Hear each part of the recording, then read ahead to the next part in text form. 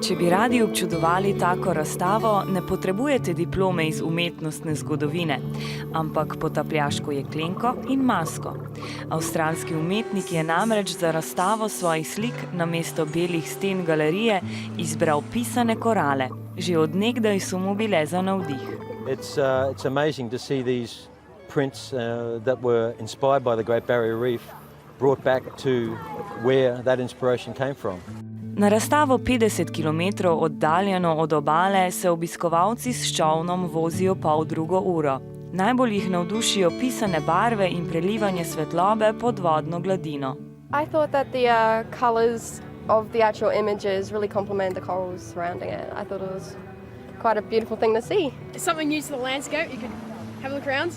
Colours are very tropical. I mean, the oranges and the blues really set off the fish. Felt like it belonged there. Yeah.